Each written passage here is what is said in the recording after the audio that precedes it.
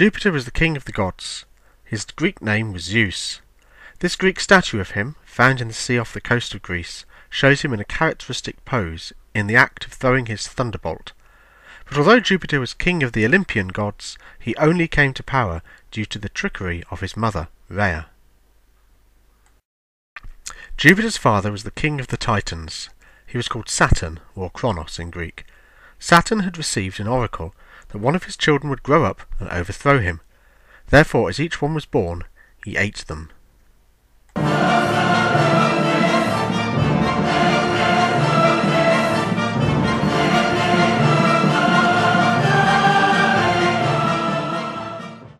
However, when Rhea gave birth to Jupiter, she tricked her husband Saturn by offering him a stone wrapped up in baby clothes. This Saturn ate. Meanwhile, Rhea carried Jupiter away to the island of Crete, to Mount Dicte. On the mountainside she hid Jupiter in a cave where he grew up, looked after by the nymphs of the mountain. Jupiter was fed on milk from a goat called Amalthea. When Jupiter cried, being a baby, spirits called the Curetes banged their shields and spears together. They created such a clatter that it drowned out the noise so that Saturn wouldn't hear. Eventually Jupiter reached manhood. Determined to seek the power which was rightfully his, he hurried back to his home. There, Rhea fed Saturn on salt, which made him vomit up Jupiter's brothers and sisters. With Jupiter as their leader, the Olympian gods fought the Titans. In this picture from the great altar of Zeus at Pergamum, you can see the Olympian gods at the top, overpowering the snake-legged Titans at the bottom. Eventually, Saturn was defeated. One drop of blood fell from his wounds, and created the winged horse Pegasus. Another drop turned into the Furies, snake-haired women monsters, and the third fell into the sea and became the goddess Venus, goddess of love.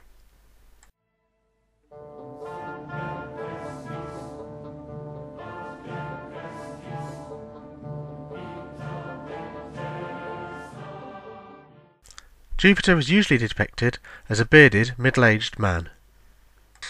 He is often shown carrying a sceptre or staff of kingship. He is nearly always shown carrying a thunderbolt, with which he smites his enemies. His sacred bird was the eagle. Jupiter lived on Mount Olympus in northeast Greece, the highest mountain in the country. The summit of Mount Olympus is still very difficult to reach. But when you get there, this rock formation was thought to represent the throne of Jupiter. It was on Mount Olympus that Jupiter held his councils with the other gods, and they spent much of their time there, eating ambrosia and drinking nectar, the food and drink of the gods.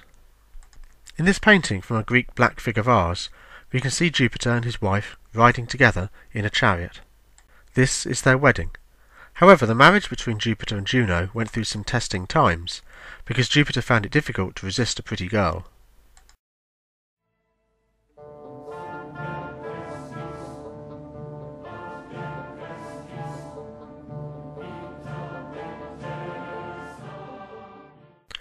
One of the first love affairs of Jupiter was the one that he started with Alcmene. Alcmene was already married to Amphitryon, but that didn't stop Jupiter. Jupiter disguised himself as Amphitryon and entered Alcmene's bedroom. The result was the baby Hercules. Now Hercules means glory of Hera, the Greek name for Juno. But Juno herself was not amused by this. When Hercules was still only a baby, Juno sent 2 snakes to strangle him in his cot. However, as you can see in this Roman wall painting, Hercules was already advanced for his age, and easily strangled the snakes instead. Jupiter's next amorous adventure involved another change, another disguise. Jupiter fell in love with Leda, a beautiful girl, but she didn't like him as much, so she ran away from his advances. Jupiter therefore turned himself into a swan, and overtook Leda by flying. Later, Leda gave birth to 2 eggs, out of which hatched Helen and Clytemnestra. Jupiter's next love affair was even more striking. This painting shows Danae. She had been locked away by her father in the turret of a castle to prevent her having affairs with anybody, mortal or immortal.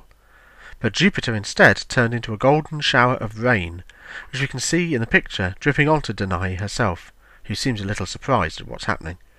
The result of this pregnancy was Perseus, he who killed the Gorgon. Next stop for Jupiter was Io. Jupiter had mentioned to his wife Juno that Io was an attractive girl. This time, to stop her husband having his way, Juno turned Io into a cow. Here we see Jupiter patting the lovely Io on the snout.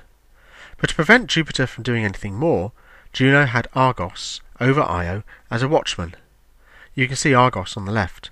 He's a very good watchman because he has 100 eyes all over his body.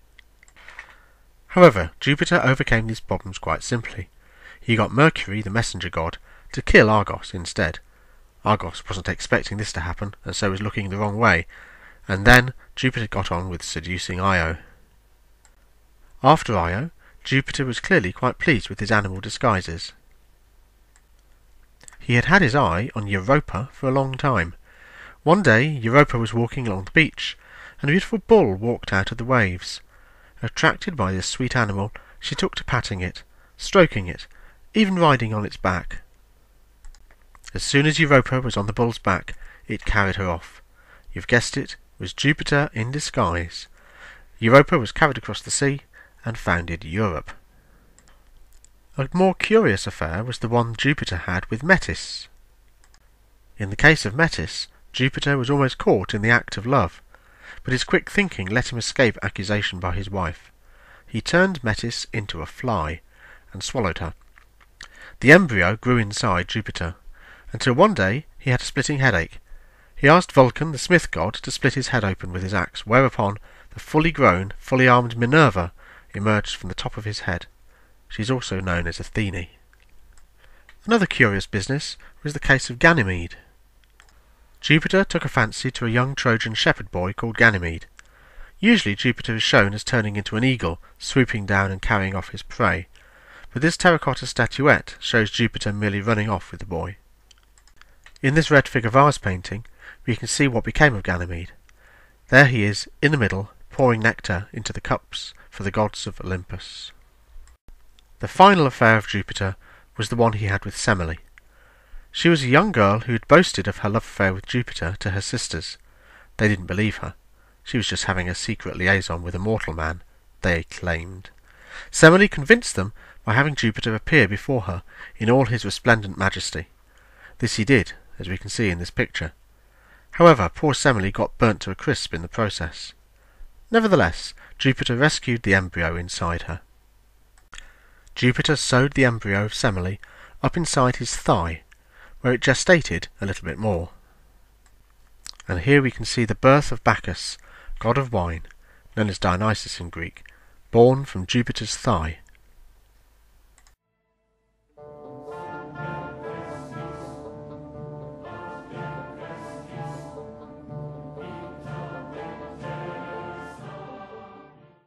Despite all these affairs, Jupiter was considered to be the most important of all the gods. In Greece, his principal shrine was in Olympia, where the Olympic Games were run in his honour. A huge temple of Jupiter stood in the centre of Olympia, containing a giant statue made of gold and ivory. This was one of the 7 wonders of the world. In Rome, Jupiter was worshipped on the Capitoline Hill, and there were temples to Jupiter in every city forum throughout the Roman Empire.